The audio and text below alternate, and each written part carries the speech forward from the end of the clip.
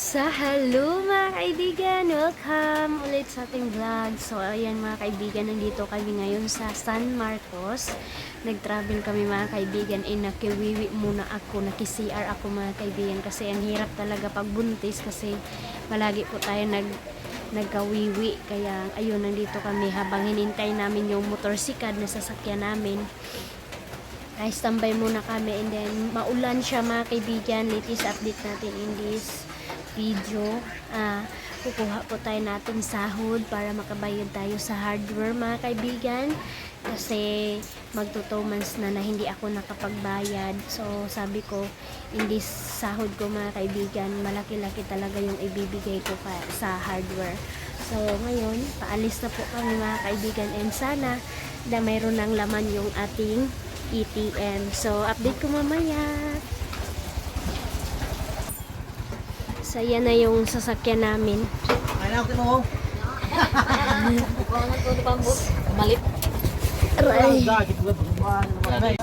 So, we are here na mga kaibigan. Kinabahan kami ni Dodong Junjun kasi yung January 31 pala siya mga kaibigan.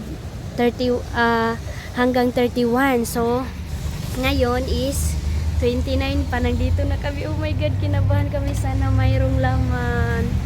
Sana mayroong laman, oh my God. So, dito na tayo. Wala, ang layo pa naman namin mga kaibigan.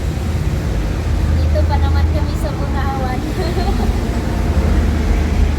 Wala kaming pocket money. Lord, sana Lord may laman.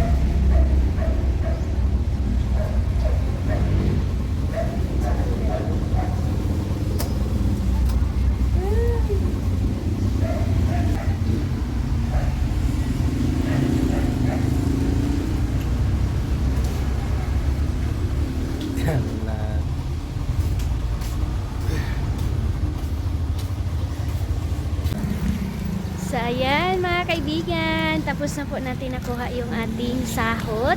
So thank you so much pa rin mga kaibigan talaga sa support and panunood ninyo sa aking vlog mga kaibigan, kahit hindi masyado maganda. Maraming salamat sa pagbibigay ninyo ng time sa akin, and sa lahat ng vlog ko updated kayo mga kaibigan, and salamat sa mga naghihintay sa aking vlog. Sorry mga kaibigan, let ninyo mapanood always ang vlog ko. So we are here na.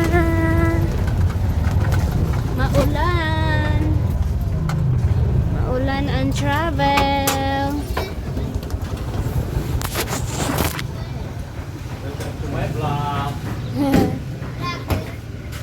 First of all mga kaibigan, dahil nakuha na natin yung sahod natin. So ano na yung kailangan talaga natin mga kaibigan, hindi talaga mawawala basta first makasahod tayo. Grocery talaga yan mga kaibigan sa bahay, kasi wala na talaga ako doon sa bahay mga kaibigan. Paubos na talaga ako. So sabi ng motorsikad na sinakyan namin, mag ano daw muna kami mamasyal. Mag-grocery muna, unahin ko muna mga kaibigan. Maya na ako mag-ano dito, punta dito sa ukay. Ano, mayroong mga dress, pangtulog. Mamaya mga kaibigan, punta ako, baka makabudol ako ng pangtulog ko. So hello mga kaibigan. So nandito ako ngayon sa salon. So kailangan ko muna ipaayos yung hair ko, kasi baka wala na talaga akong time mga kaibigan, kasi in this update parang mayroon akong mura lang kasi mga kaibigan, and then matagal na din ako dito nagpa-reband, and then maganda po yung nila, kasi hindi ko nasisira yung buhok ko. Babalik lang talaga siya sa original na magkulot talaga yung dito banda. So yun mga kaibigan, nahiya na po ako sa inyo mga kaibigan kapag nagbablog ako, tapos grabe yung buhok ko mga kaibigan, kalkag. So ngayon pariban muna natin, only 699. Ayan si Dudong dyan. Hi! Stay put lang muna siya. Mangukay sa kaligtog ka dyaman mo. Kasi na ay makabudol ka.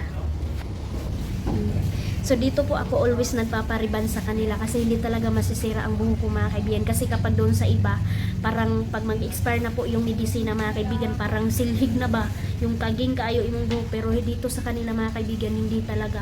Maganda po talaga sila magriban. So ilang ulit ko na dito balik.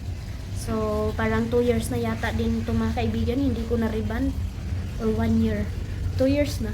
2 years na talaga mga kaibigan. So ngayon, kailangan ko siya ipaayos. Kasi hindi na talaga maganda oh. So yan na mga kaibigan, parang okay na yung buhok natin. And then ito na lang kasi yung magawa ko mga kaibigan. Kasi bawal tayo magpaputol ng buhok. So parang in-straight lang siya mga kaibigan. And then bawal tayo magpaputol. And then bawal tayo, marami tayong bawal. So ito na lang yung paraan ko mga kaibigan. Maalagaan ko din yung buhok ko kasi importante yung buhok. So ito po yung update natin in this latest update sa ating update sa buhay namin dito sa Agusan Mars. Third na si Dudong Junjun. So ayan na mga kaibigan, inulan na kami. So hapon na po. So pauwi na kami mga kaibigan. Tapos na ako na grocery. So ito na ang mukha ng hair natin mga kaibigan kasi ito na lang yung maibigay ko sa sarili ko, yung pagre-reban mga kaibigan. And mura lang naman siya para naman hindi gaano kapangit tingnan yung buhok natin. So pauwi na kami mga kaibigan. Oh my god, yung hair ko oh.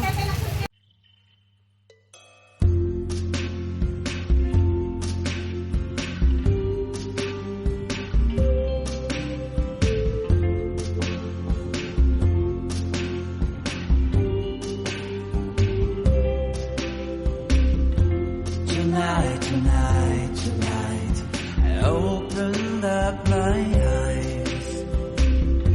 Tonight,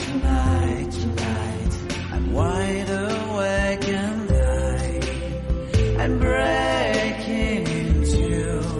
I can't make it. So will you save my life?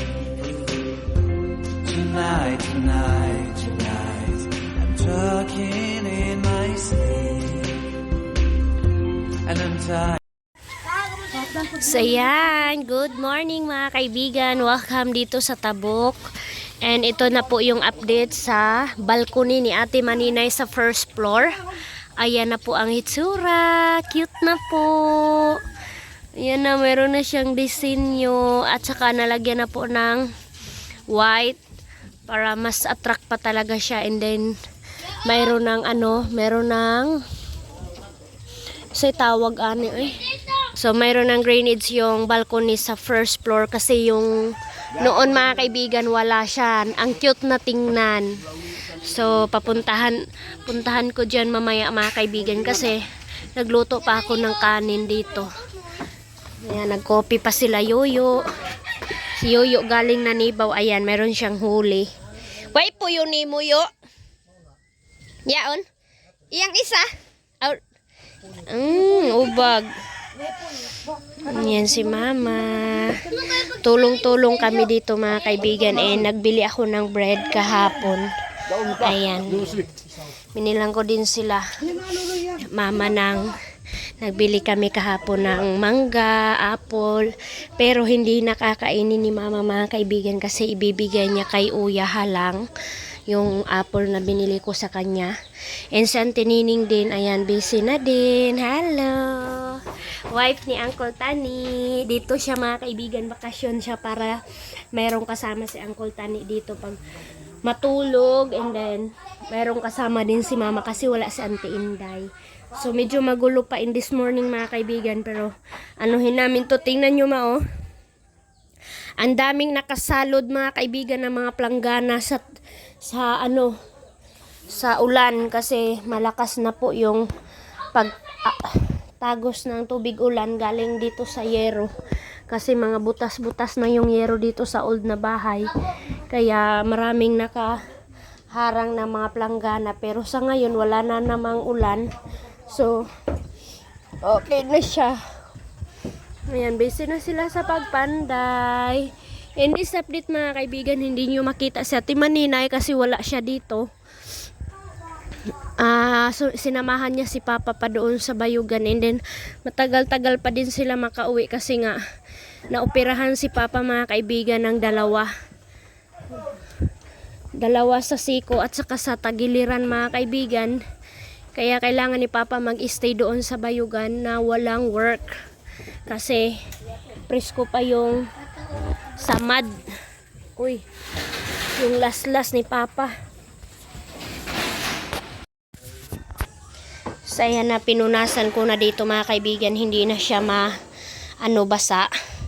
And then dito din nagwalis na din ako mga kaibigan dito sa labas. Tapos na si Yoyo, ayan si Mama, busy si Mama sa ng mga labahin kasi meron yan lakad ngayon.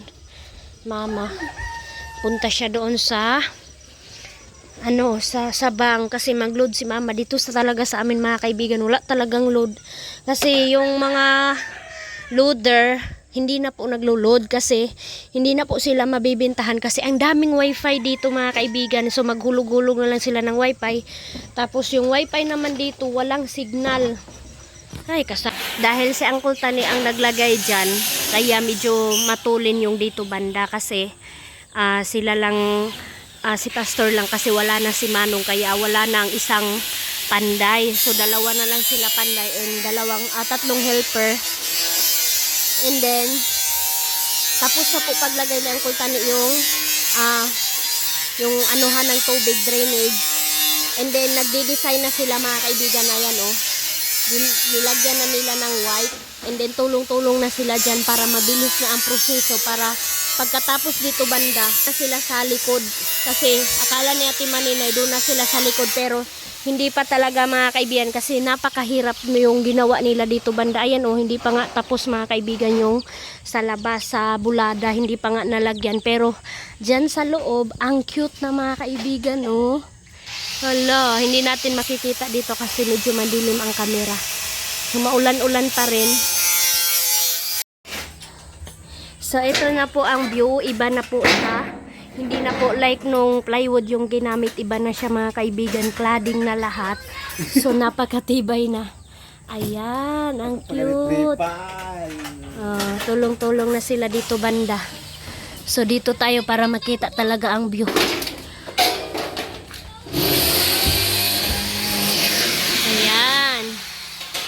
Ayan, dito si Uncle Tani, siya yung nag-design dito banda, and then dito sila Pastor at saka si Yoyo.